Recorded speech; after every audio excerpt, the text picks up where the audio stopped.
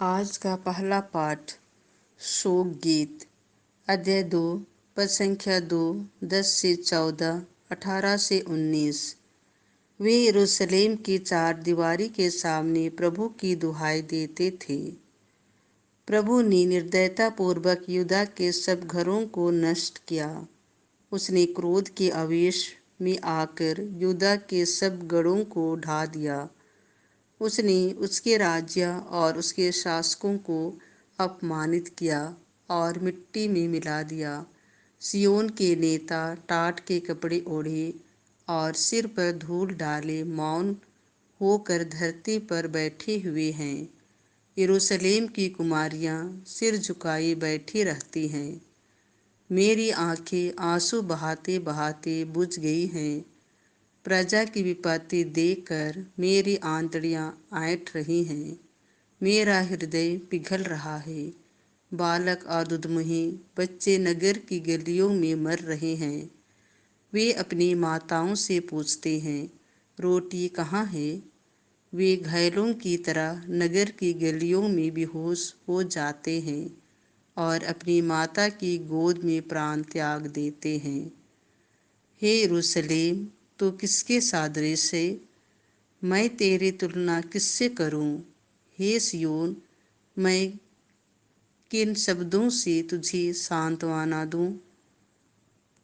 तेरी विपत्ति समुद्र की तरह अपार है, तुझे कौन बचा सकता है? तेरे नबियों ने तुझे असत्य और कपटपूर्ण दृश्य दिखाए। उन्होंने तेरे कल्याण के लिए तेरे पापों को तुझ पर प्रकट नहीं किया। उन्होंने तुझे व्यर्थ और भ्रामक भविष्यवाणी सुनाई। तू सारे हृदय से प्रभु सियोन के रक्षक की दुहाई दे। तेरे आंसू रात दिन नदी की तरह बहते रहे। तू प्रभु को निरंतर रोते हुए याद कर। तो रात भर प्रभु की दुहाई दे। अपना हृदय पानी की तरह प्रभु के सामने बहा दे।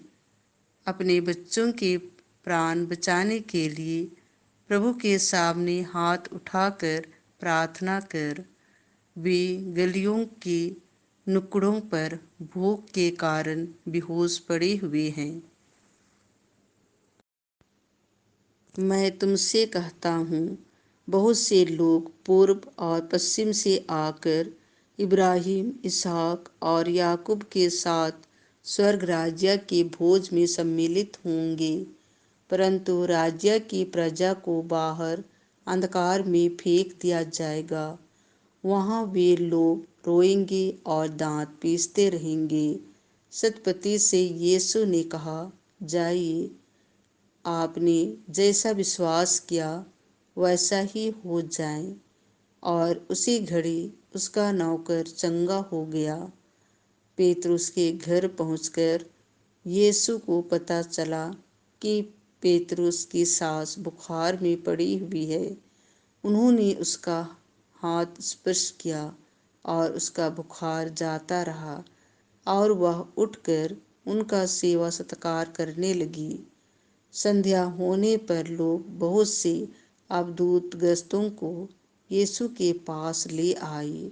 यीशु ने शब्द मात्र कहकर अवधूतों को निकाला और सब रोगियों को चंगा किया।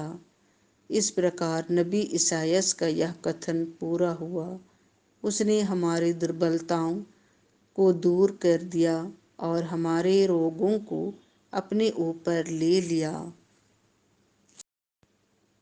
संत मत्ती के अनुसार पवित्र सुसमाचार अध्याय 8 पद संख्या 5 से 17। बहुत से लोग पूर्व और पश्चिम से आकर इब्राहिम, इसहाक और याकूब के साथ स्वर्ग राज्य के भोज में सम्मिलित होंगे। यीशु कफरनहूम में प्रवेश कर ही रहे थे कि एक शतपति उनके पास आया और यह कहकर विनय करने लगा, प्रभु, मेरा नौकर घर में पड़ा हुआ है, उसे लकवा हो गया है और वह घोर पीड़ा सह रहा है। यीशु ने उससे कहा, मैं आकर उसे चंगा कर दूंगा। सतपति ने उत्तर दिया, प्रभु, मैं इस योग्य नहीं हूँ कि आप मेरे यहाँ आए।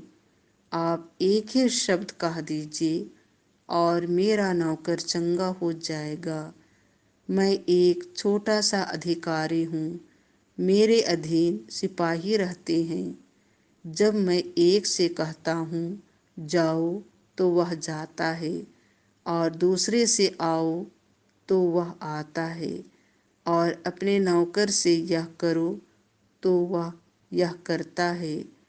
यीशु यह सुनकर चकित हो गए और उन्होंने अपने पीछे आने वालों से कहा, मैं तुम लोगों से कहे देता हूँ, इस्राएल में भी मैंने किसी में इतना दृढ़ विश्वास नहीं पाया।